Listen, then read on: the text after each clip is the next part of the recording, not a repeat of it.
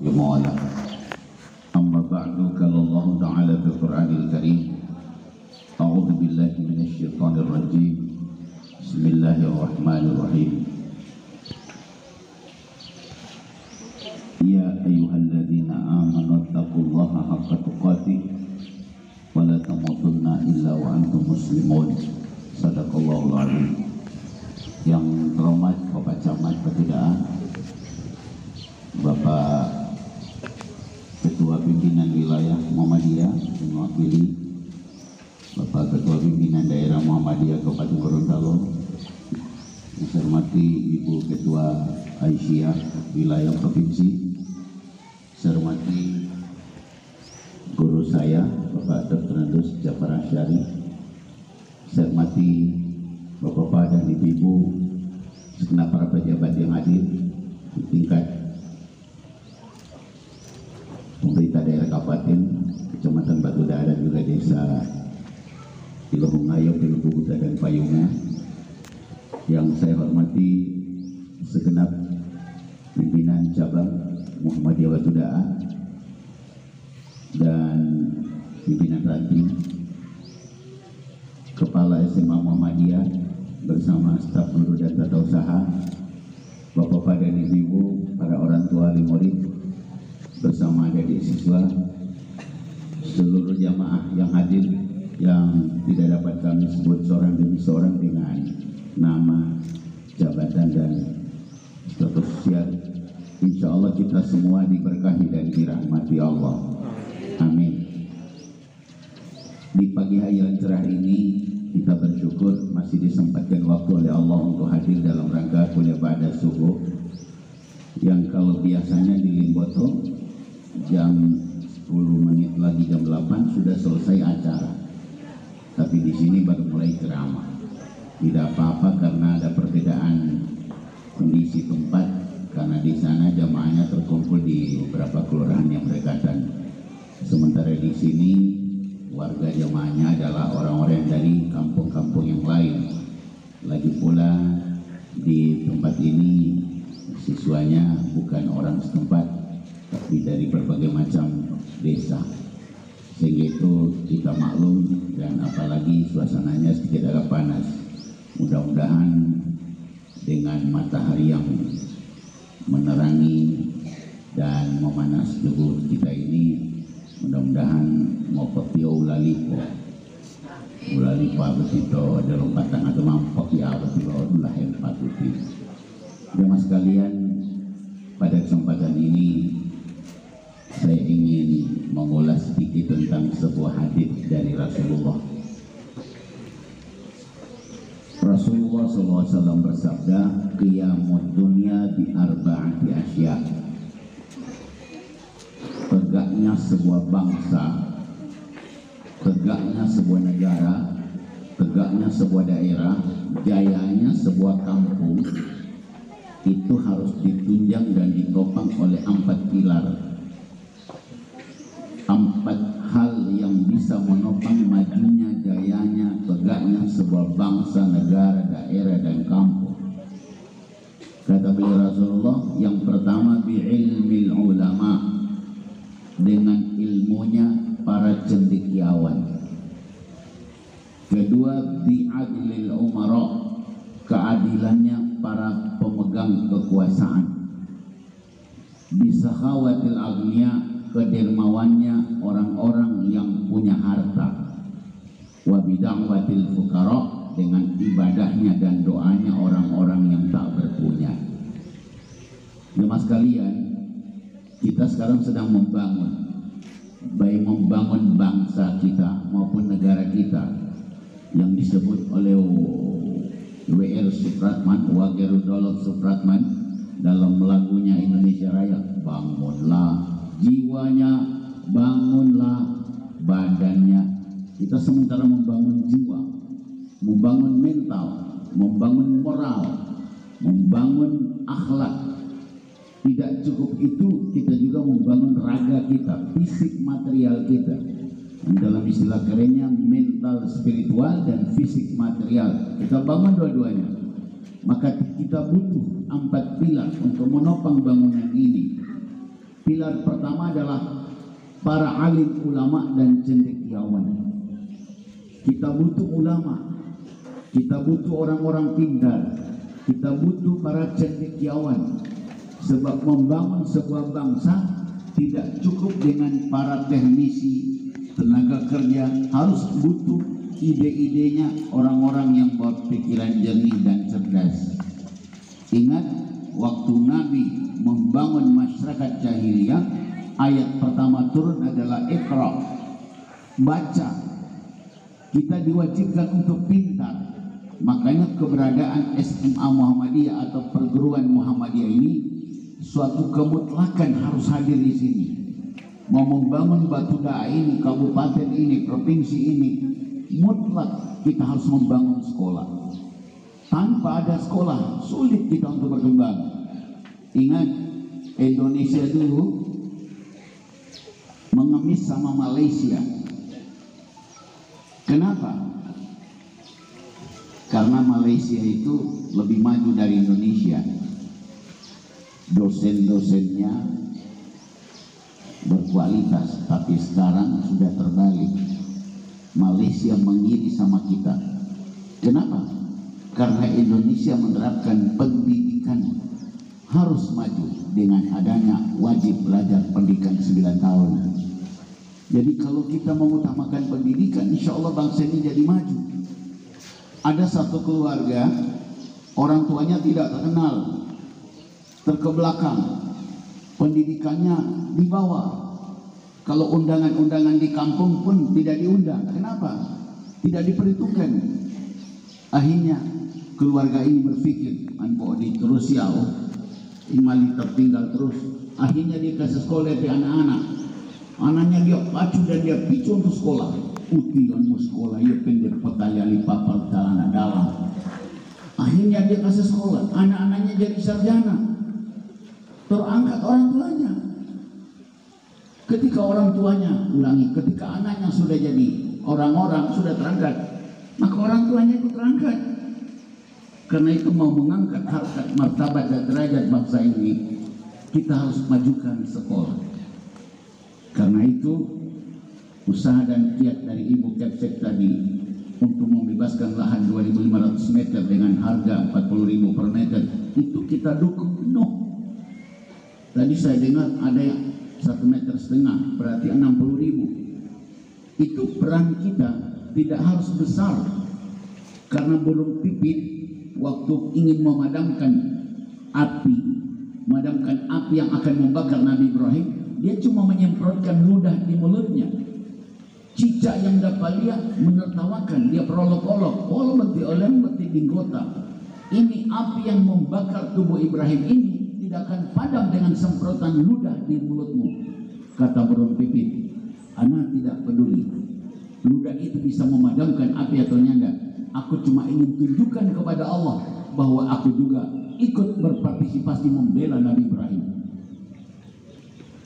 Bopo bilo mato ea bahwa wabati uti mau patah atau tapon tak bela wabati oleh mencica dia mau perang oleh malahan hemona peti itu kita melototo dia makan artikel itu toto. Jadi bapak sekalian, jadi Tuhan itu akan melihat bukan berapa yang kita berikan, tapi seberapa besar peran kita untuk ikut membela agama ini.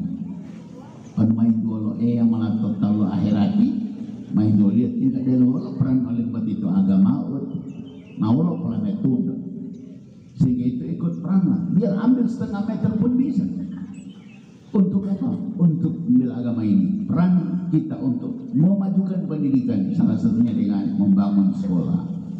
Yang kedua Bapak dan Ibu, bi'adlil umara, kita butuh pemimpin yang adil, benar-benar adil, bukan adil sebagai semboyan, bukan cuma menakut-nakuti orang, tapi benar-benar dia melakukan adil. Ada orang yang ucapannya kelihatan adil, tapi perbuatannya jauh dari keadilan. Dia pintar memberi contoh, tapi dia tidak bisa menjadi contoh. Kasus yang sedang viral sekarang, yang sedang mendunia dan telah menghancurkan nama baik Polri, itu karena apa? Karena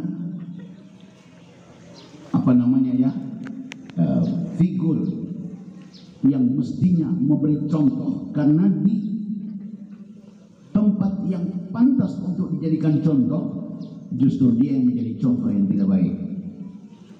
Ibu bapak saudara sekalian, kita semua sudah tahu ini rahasia umum, kata-katanya yang macam-macam saya sikat. Justru dia yang macam-macam. Ketidakadilan dari atas inilah yang membuat hancurnya sebuah negara. Karena itu Bapak dan Ibu, Nabi bersabda, ana awal wajibin ala ma'amartukum bih. Aku adalah orang pertama yang melaksanakan apa yang diperintahkan pada kalian. Karena itu keteladanan ini penting sekali. Jemaah sekalian dirahmati Allah, kenapa Muhammadiyah ini jadi maju? Kenapa Muhammadiyah ini jadi besar? Aset terbesar dari swasta di Indonesia adalah aset Muhammadiyah. Tidak ada yang sanggup menyaingi milik Muhammadiyah. Tepuk tangan dulu. Masjidnya, rumah sakitnya, sekolahnya, tanah-tanah wakafnya untuk sosial, panti asuhan, rumah sakit, itu semua yang terbesar di Indonesia adalah Muhammadiyah. Menyaingi milik pemerintah, mungkin pemerintah daerah kalah. Itu karena apa? Keteladanan dari yang di atas, keteladanan dari mereka yang muda tampuk pimpinan. Saya ini guru kemuhammadiyahan di SMP Muhammadiyah 1, karena saya terangkat pertama di SMP Muhammadiyah 1. 4 tahun saya mengembangkan SMP Muhammadiyah 1 dengan Pak Ate Lumbi. Saya waktu masih guru baru sering dibonceng Pak Ate Lumbi di Pespa, datang ke sini. Saya datang sini menemui Bapak Haji Reni di sini, pendiri pertama, pelopor pendirinya perguruan Muhammadiyah di sini. Kakeknya Pak Ketua DPR ya, kakeknya Pak Samti AC, Pak Muhammad AC, Pak Camat juga, kakeknya dari istrinya Pak yang MC ini, Pak Nico Mahmud Haji. Ibu bapak, mereka yang dulu memegang peran memberikan contoh teladan yang baik. Saya tahu bagaimana Pak Muhammad Darwis yang lebih dikenal dengan Kiai Haji Ahmad Dahlan, pendiri Muhammadiyah. Waktu beliau mendirikan perguruan Muhammadiyah pertama, itu sekolahnya bukan sekolah mewah begini, tidak ada dana dari pemerintah, dana pribadi yang keluar. Mendirikan madrasah itu dana pribadi dan juga dukungan dari masyarakat. Suatu saat kepala sekolah madrasah itu datang lapor sama Pak Haji Muhammad Darwis, Pak Kiai Haji Ahmad Dahlan, Pak Kiai, ini semua bayar honor, ini tidak ada gaji, tidak ada dana di kas. Berapa? 500 golden Belanda, waktu itu nggak ada rupiah, golden Belanda dipakai. Sekitar 500 Pak kita butuhkan untuk bayar honor, karena guru-gurunya banyak, sedikit honor, jadi 500 golden. Berapa di kas? Tidak ada Pak, kas kosong. Baik, kapan pemberian gaji? Sekarang tidak ada Pak, sudah saatnya tapi tidak ada kas. Dia langsung bikin apa? Pengumuman, pukul kentongan dipukul, masyarakat datang. Beliau berdiri depan madrasah, lalu dia berkata, hari ini saya mengundang Bapak dan Ibu untuk memberitahu bahwa guru-guru yang mengajar di madrasah ini sudah harus dibayar suat lelah mereka, tapi kas kita kosong. Makanya saya undang ke sini Bapak dan Ibu, pintu rumah saya terbuka. Silakan Bapak dan Ibu masuk ke dalam rumah, tunjuk saja barang-barang di rumah mana yang Bapak Ibu suka, taksir sendiri harganya, bayar sendiri dan angkut dari rumah saya. Ada lemari, ada buffet, ada meja, ada kursi, ada piring, ada dipan. Silakan pilih saja mana yang bisa Ibu Bapak bayar. Saya butuh 500 golden hari ini untuk bayar guru-guru wakaf. Pak, saya lemari Pak, 30 golden, silakan. Saya punya dipan Pak, 50 golden, sudah, semua dibayar. So habis barang, uang suka kumpul. Bapak Ibu, kami sudah hitung Uang yang terkumpul hari ini dari lelang seluruh peralatan di rumah saya sekitar 5.000 golden Belanda. 5.000, bukan 500. 500 yang saya butuhkan, 5.000 saya dapatkan.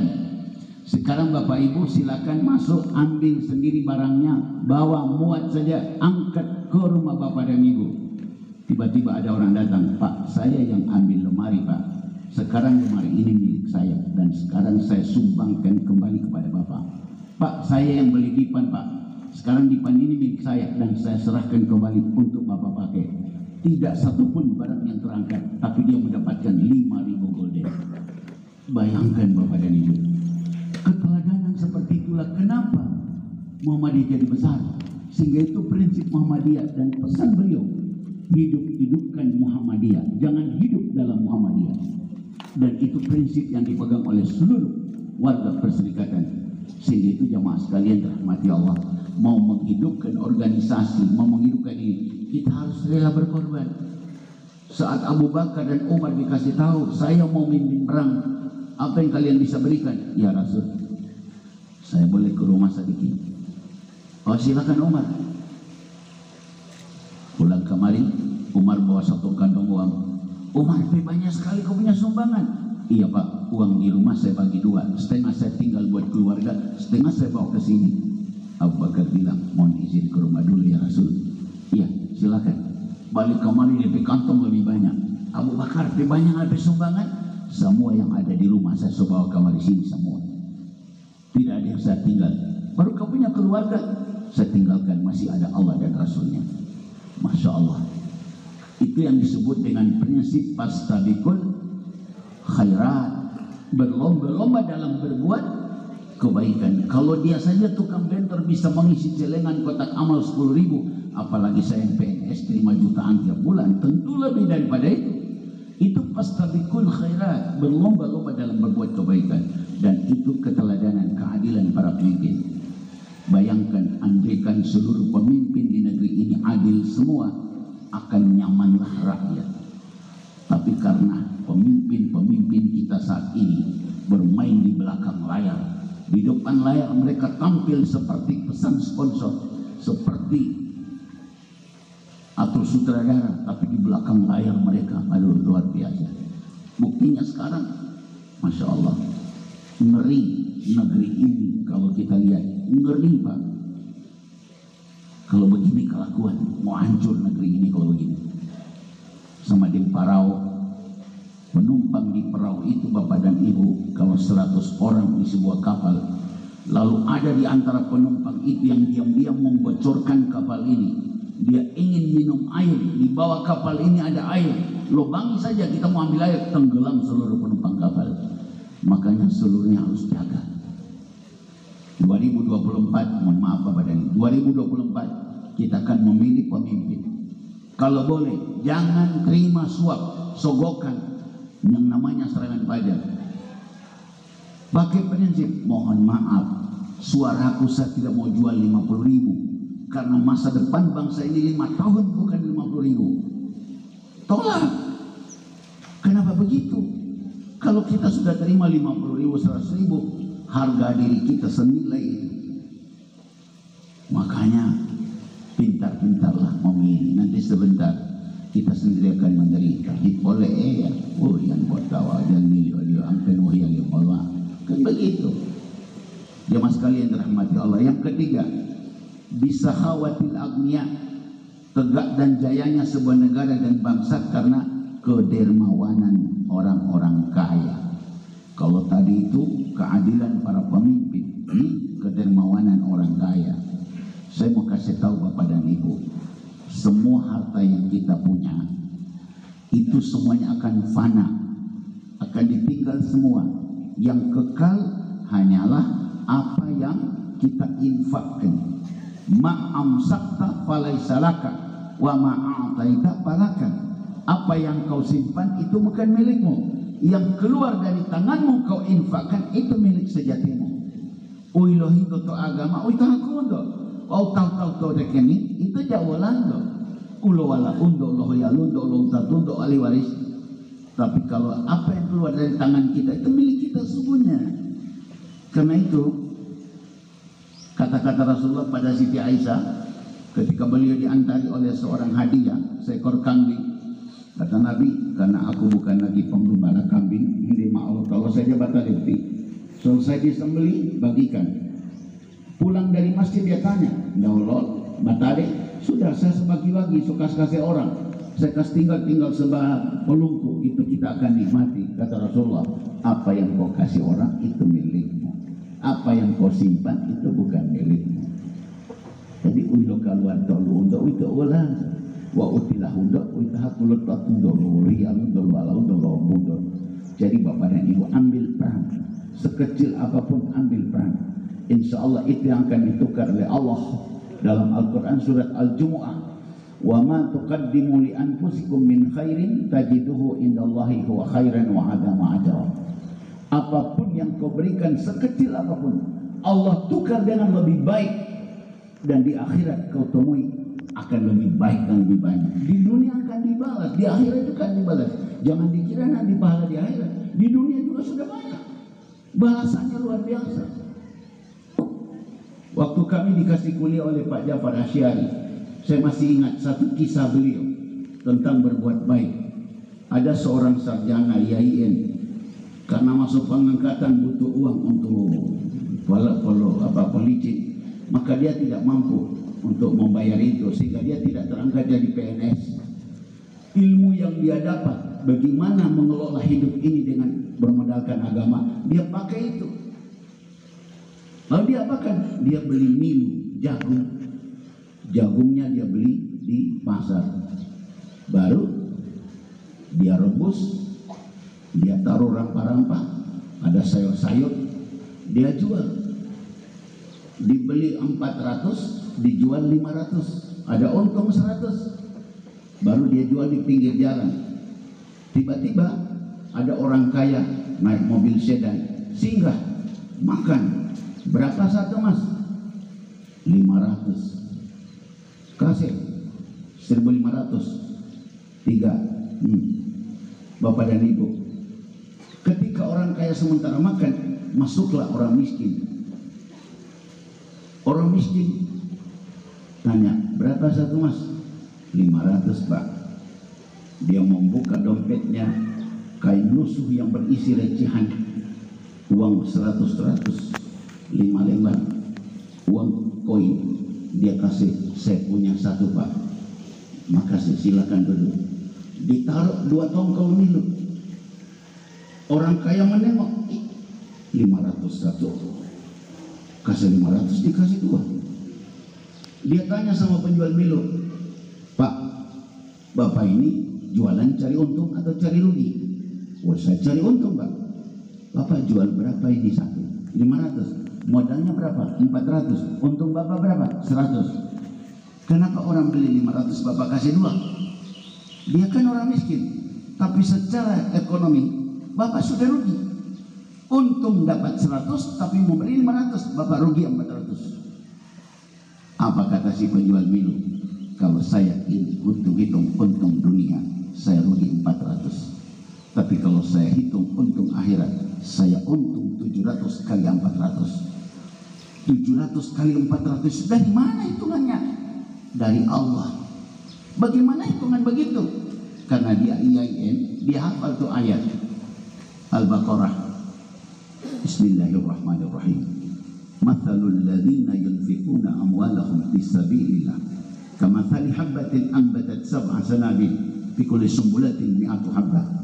Allah memberikan perumpamaan terhadap orang yang membelanjakan hartanya di jalan Allah, bagaikan menanam sebiji benih lalu tumbuh jadi 7 tangkai, setiap tangkainya berbuah 100 biji.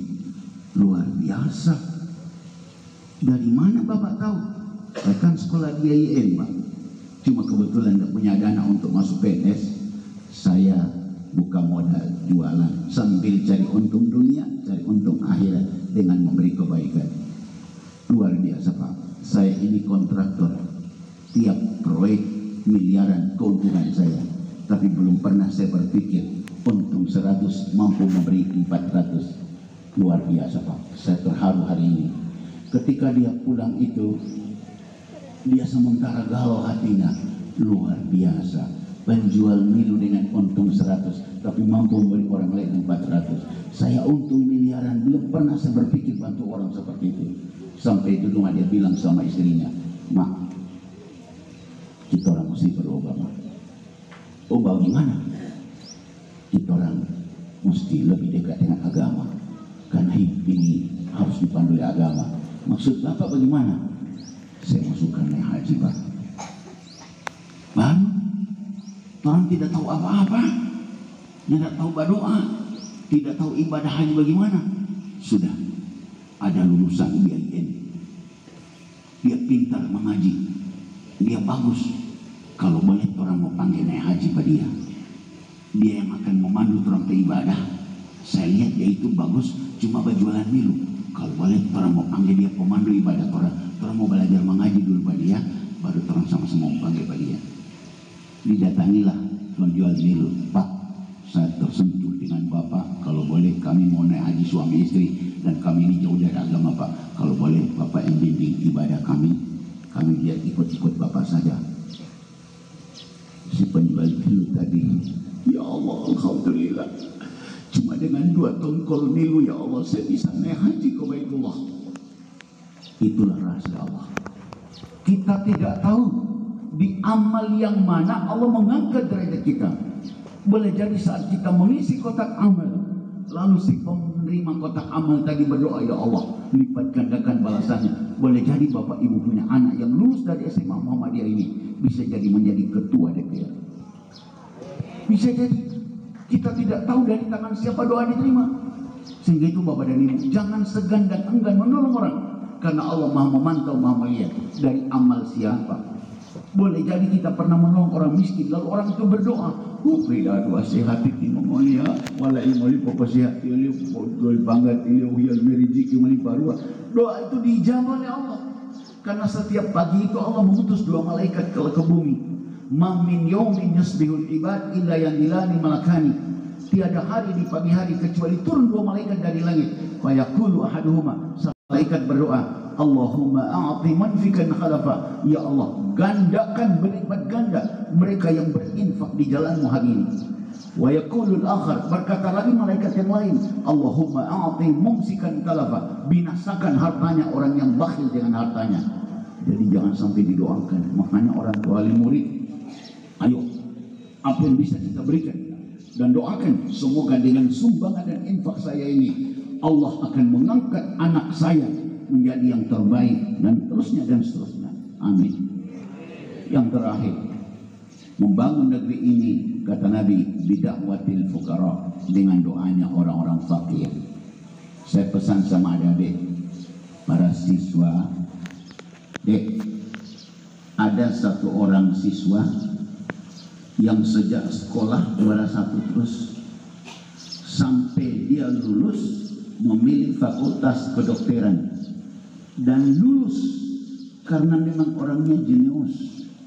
Saat dia lulus dari fakultas kedokteran, dia mendapatkan predikat summa cum laude. Ketika diundang orang tuanya, ternyata orang tuanya abang beca. Abang beca. Ketika dia mau diwisuda pun diantar oleh bapaknya itu dengan beca. Allahu Akbar.